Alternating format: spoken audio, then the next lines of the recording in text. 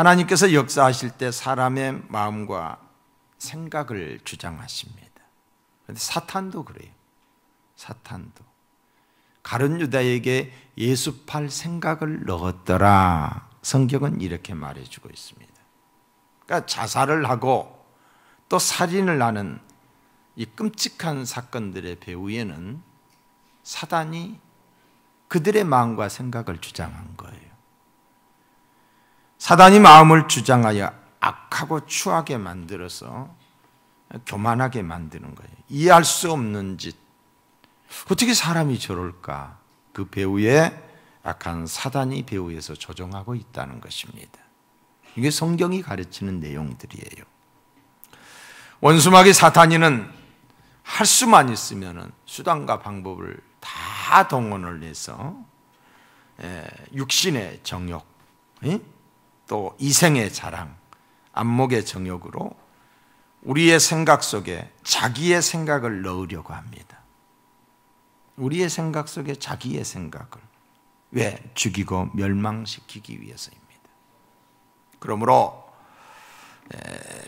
새해를 맞이한 저와 여러분들에게 있어서 그 무엇보다도, 뭐든 지킬 만한 것보다도 우리의 생각을 지켜야 된다. 우리의 마음과 생각을 도둑질하기 위해서 마귀는 틈을 노리고 있는 거예요. 틈. 어떻게 하면 네 생각 속에 들어가서 네 생각이 내 생각으로 변하게 할 수 있을까? 자, 여러분, 어떻게 하면 우리의 마음과 생각을 지킬 수 있을까요? 결론적으로 말씀을 드립니다. 기도하면 됩니다. 기도하면 우리의 마음과 생각의 밭이 옥토가 되는 거예요. 온유한 마음밭이 되는 거예요. 우리가 세상을 살아나가면서 염려할 것 많지요. 문제 많지요. 근데 성경은 이렇게 말합니다. 아무것도 염려하지 말고. 염려한다고 해서 뭐가 되나요? 키 작은 자가 키가 커지나요? 아무것도 염려하지 말고 오직 모든 일에 기도와 간구로 너희 구할 것을 감사함으로 하나님께 아뢰라. 그리하면 모든 지각에 뛰어난 하나님의 평강이 그래도 예수 안에서 너희 이 마음과 생각을 지키시리라 그랬어요. 기도하면 하나님이 지켜주십니다. 뭘 지켜줘요? 우리의 생각과 우리의 마음을 하나님이 지켜주셔요. 그러나 기도하지 않으면 마귀가 우리의 마음과 생각을 점령합니다. 늘 깨어 기도함으로 우리의 생각을 통해 하나님의 선한 역사와 하나님의 크신 은총이 임하는 2014년이 되기를 주님의 이름으로 축원합니다. 예수님이 마태복음 5장에서 마음으로 음욕을 품는 것을 간음이라고 했습니다. 실행에 옮기지 않았거든요. 그런데 마음으로 음욕을 품는 것을 간음이라. 그리고 형제를 향하여 미련한 놈이라 욕하는 것을 살인이라고 말했습니다. 마음과 음욕과 미련한 놈이라는 말, 마음의 음욕과 미련한 놈이라는 말, 마음만 먹었고 미련한 놈이라고 말만 했어요. 그렇죠? 그런데 주님은 가늠했다, 살인했다라고 하시는 것입니다. 무슨 말입니까? 우리 주님은 마음과 말, 행동 이 세 가지를 따로 보지 않냐고 하나로 보았다는 거예요. 하나로. 마음과 생각은 인생의 뿌리이고 삶 자체인 것입니다. 사람의 마음과 생각이 어떠한가? 그것이 그 사람의 인생인 것이에요. 그런 거로 잠언서 23장에 보면 대저 그 마음이 생각이 어떠하면 그 위인도 그러하다. 그 생각이 바로 그 사람이라는 거예요. 인생의 성공 실패는 마음과 생각에 있다는 겁니다. 생각이 커야 큰 사람이지 키가 크다고 큰 사람이 아니라는 거예요. 마음이 좋아야 좋은 사람이지 외모가 이쁘다고 좋은 사람이 아니라는 거예요. 생각에 있어서 경쟁력이 있어야지요. 생각이 게으르면은 무한 경쟁 사회에서 이길 수 없습니다. 마음과 생각이 늘 부정적이면 매사에 어둡게 살아갈 수밖에 없는 거예요. 긍정적이면은 인생이 환하고 밝습니다. 그러므로 성경은 무릇 지킬 만한 것보다 내 마음을 지키라. 생명의 근원이 이에서 남이라고 말씀하고 있어요. 생명의 근원이 어디에서 난다고요? 마음에서 난다는 거예요. 그래서 마음을 지키라고 했습니다. 기도하면은 하나님이 우리의 마음을 지키시고 고치시고 은혜의 단비를 내리셔서 딱딱하고 굳은 마음이 부드럽고 온유한 마음, 겸손한 마음으로 되어지는 줄로 믿습니다. 아무리 대단한 사람이랄지라도 기도하지 않으면 순간적으로 마귀에게 지배당할 수밖에 없다는 거예요. 사랑하는 성도 여러분, 마음과 생각이 건강할 수 있기를 주님의 이름으로 축원합니다. 자, 우리 삶에서 일어나는 모든 일들은 해석이 필요해요. 그러니까 내가 그 사건에 대해서 그 사람에 대해서 내가 대화를 나누는 어떻게 해석을 하느냐는 거지. 삶에 일어나는 해석 작업이 바로 마음과 생각입니다.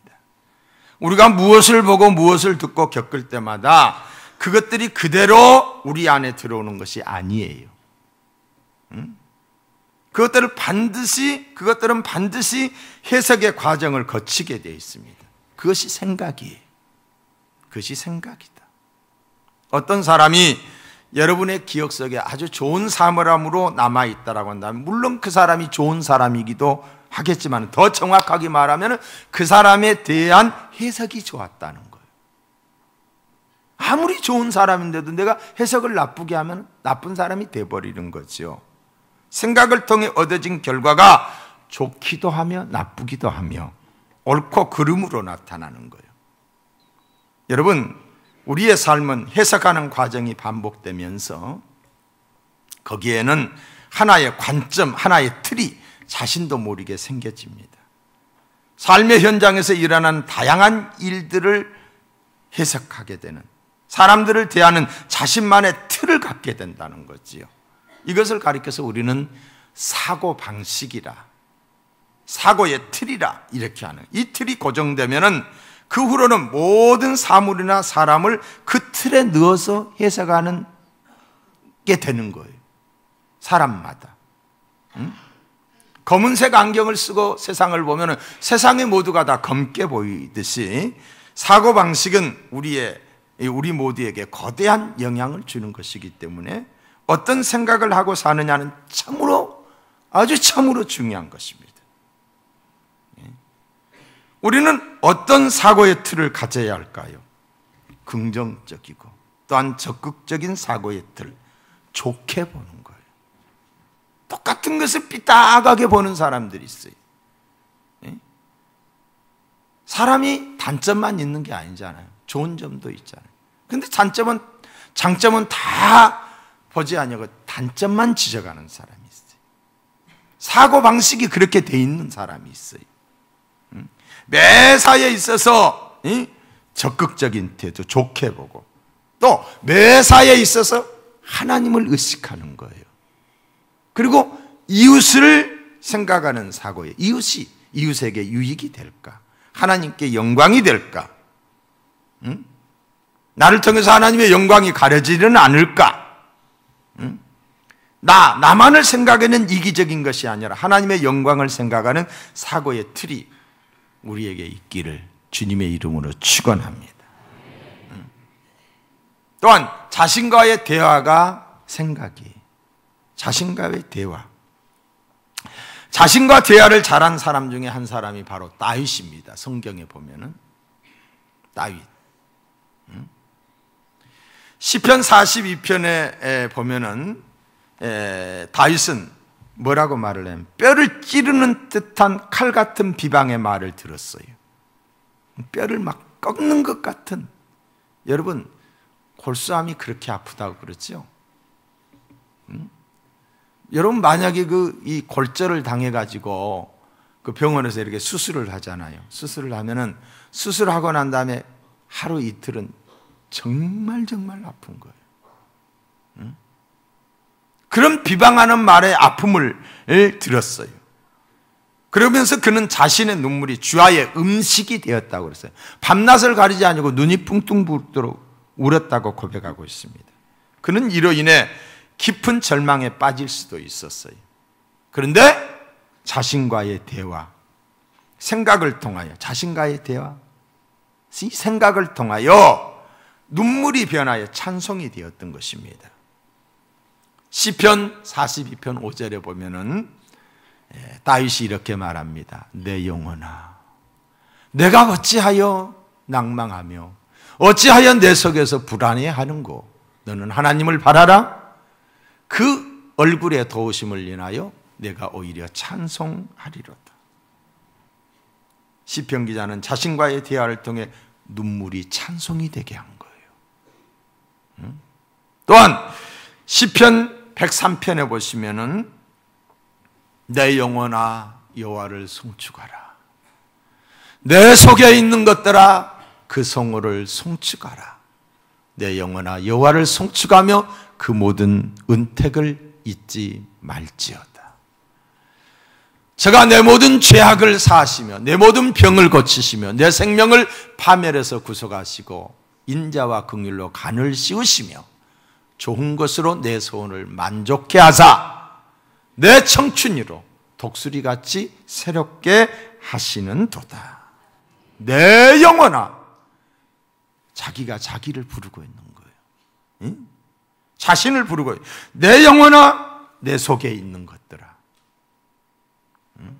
자기 자신을 향해 너라는 2인칭을 내 소원을 내 청춘으로 자기 자신을 향해 하나님을 찬양하며 그 은혜를 기억하라고 여호와를 송축하며 그 은택을 잊지 말지어다. 자신을 향해 하나님이 하신 일을 자기 자신에게 전하고 있습니다. 제가 모든 죄악을 사하시며 모든 질병을 고치시며 내 생명을 파멸해서 구속하시고 인자와 긍휼로 관을 씌우시며 좋은 것으로 내 소원을 만족케 하사 내 청춘으로 독수리같이 새롭게 하시는 도다. 자신과의 대화에서 성공한 거예요. 생각을 잘했다 이 말이에요. 또한 누가복음 16장에 나오는 탕자의 대화를 우리가 보면은 그는 아버지의 뜻을 저버리고 아버지의 마음에 대못을 받고 아버지 품을 떠나 아버지 없이 살겠다고 내 마음대로 살겠다고 아버지의 품을 떠난 불효막심한 아주 나쁜 자식이에요. 그리고 그 아버지의 재산을 강탈에게 가져가서 그것을 먼 타국에서 창기와 더불어서 다 탕진을 했어요. 용서받지 못할 그런 탕자, 말 그대로 탕자예요. 근데 모든 것 다 잃어버렸을 때에 그때서야 자기가 자기에게 이야기를 하는 거예요. 거지가 돼서 자기 자신에게 말합니다. 생각을 했다 이 말이에요. 생각. 뭐라고 말합니까? 내가 일어나 아버지께 가서 이르기를 아버지여 내가 하늘과 아버지께 죄를 지었사오니 쥐가 저한테 이야기하는 거예요. 지금부터는 아버지의 아들이라 일컬음을 감당하지 못하겠나이다. 나를 품꾼의 하나로 벗어서 하리라 하고 이에 일어나 아버지께로 돌아가니 그랬어요. 자신과의 대화에 탁월했던 거예요. 생각을 잘했던 거예요. 그리고 아버지께로 가니까 아버지서 먼 밭에서 보고 그 아들을 달려와서 끌어안고 입을 맞추고 새 옷을 입히고 그리고 잔치를 베풀어 주었던 것을 보게 됩니다. 사랑하는 성도 여러분, 그 어떤 죄악된 삶을 살았다 할지라도 하늘 아버지의 용서를 기대하며 애통하는 사람은 하나님이 사죄의 은총을 허락하여 주시는 줄 믿습니다.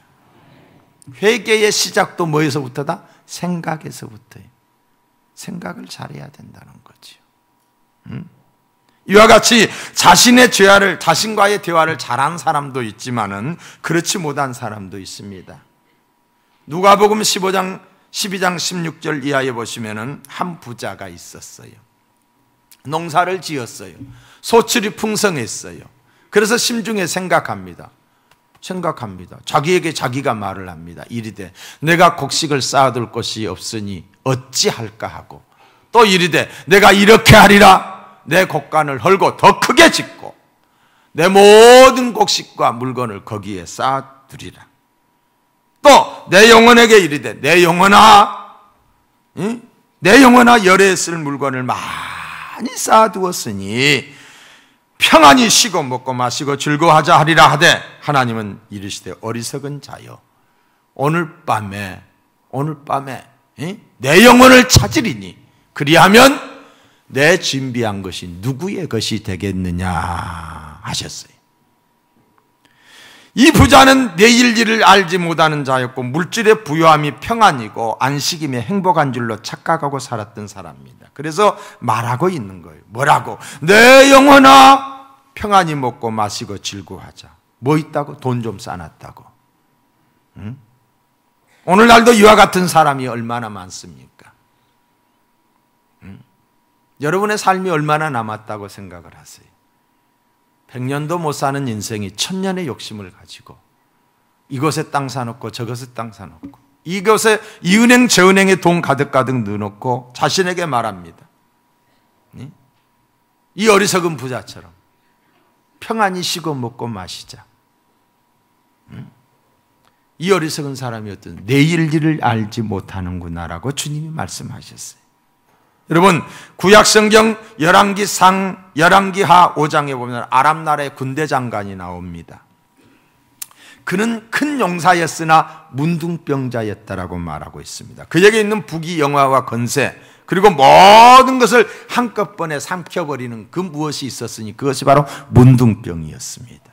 죽을 병이 들었는데 돈이 무슨 소용이 있으며 명예와 건세가 무엇입니까? 아무것도 아니지요. 그렇죠? 그런데 그에게 좋은 복된 소식이 들려왔습니다. 이 엘리사라고 하는 하나님의 사람에 대한 소문이 들었습니다. 그에게 가면 문둥병을 고침받을 수 있다는 소문을 들은 거지요. 그래서 그 소문을 듣고 은금 패물을 가득히 싣고서 그리고 그의 군사를 거느리고 엘리사를 찾아갑니다. 엘리사의 집에 이르렀습니다. 엘리사를 부릅니다. 소위 아람 나라의 군대 장관이 도착을 했는데 엘리사가 문도 안 열어보는 거예요. 문도 안 열어보고 하는 이야기가 저 요단강에 가서 7번이 물에 담겼다가 나오시오.